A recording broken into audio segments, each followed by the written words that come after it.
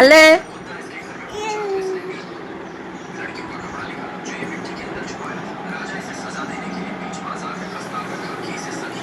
নিচে দেখা না।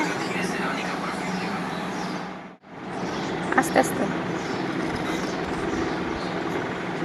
কেমন একদম টেস্টি। সন্ধেবেলার স্ন্যাক নিয়ে আবারও একবার আমি কিন্তু হাজির হয়ে গেলাম।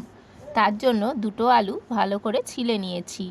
ছিলে নিয়ে আলু দুটো বেশ টুকরো টুকরো করে কেটে একটু সেদ্ধ করে নেব। তবে খুব বেশি সেদ্ধ একেবারে করব না, হালকা আমি সেদ্ধ করে নিয়েছি। করে একটা গ্রেটারের সাহায্যে আলুগুলো সব ম্যাশ করে নেব। তোমরা চাইলে হাত দিয়ে করতে পারো, তবে গ্রেটারের সাহায্যে যদি তোমরা আলুটা ম্যাশ করো তাহলে আমি যে স্ন্যাকটা বানাবো তা হবে ভীষণ নরম আর মুচমুচে। এর সাথে সাথে দিয়ে দিয়েছি পেঁয়াজ কুচি, আর দিয়েছি লঙ্কা কুচি, ধনেপাতা কুচি, আর দিয়েছি একটু ধনে গুঁড়ো।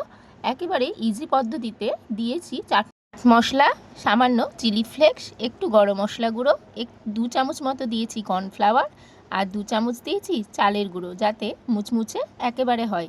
আর সন্ধেবেলা স্ন্যাক্সে চা বা কফির সাথে খেতে কিন্তু লাগে অসাধারণ। আর প্রত্যেক দিনই সন্ধেবেলা দেখবে চা বা কফির সাথে কিছু না কিছু খেতে কিন্তু আমাদের কিন্তু মন চাই। সেই জন্য বাড়িতেই যদি প্রতিদিন এভাবে টুকটাক তোমরা বানিয়ে নাও তাহলে কিন্তু মন্দ হয় না, কারণ প্রত্যেক দিন বাইরের খাবার খাওয়াটা কিন্তু আমাদের স্বাস্থ্যের পক্ষে ভীষণ ক্ষতিকর। তাই যতটা পারবে তোমরা বাড়িতেই কিন্তু তৈরি করে খাবে। আর বিশ্বাস করো, তোমরা দোকানে কেনা যে খাবার সেই খাবারের তুলনায় বাড়িতে তৈরি যে খাবারটা তোমরা বানাবে সেই খাবারটা কিন্তু তৈরিও হয় খুব ভালোভাবে আর ভীষণ টেস্টিও হয়। পূর্ণ আলুটা কিন্তু আমার মাখা হয়ে গেছে।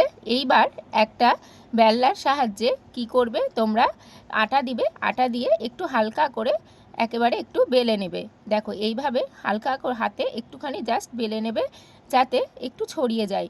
এইবার একটা কাটারের সাহায্যে বা চাকুর সাহায্যে পিস পিস করে আমি কেটে নিয়েছি। তোমরা চাইলে যে কোনো শেপ, দিল শেপ হতে পারে বা কোনো রাউন্ড শেপ হতে পারে, যে কোনো কাটারের সাহায্যে বসিয়ে সেই শেপে কিন্তু তোমরা ভেজে নিতেই পারো। তাহলে কি হবে, খেতে কিন্তু খুব ভালো লাগবে। আর অনেক রকম শেপ যদি তৈরি হয় বা দিল শেপের যদি তৈরি হয় তাহলে মুচমুচে লাগবে এবং দেখতেও কিন্তু অসাধারণ লাগবে। যেহেতু আমার কাছে দিল শেপ নেই সেই জন্য আমি চাকুর সাহায্যে এরকম পিস পিস করে বরফি আকারে গড়ে নিয়েছি।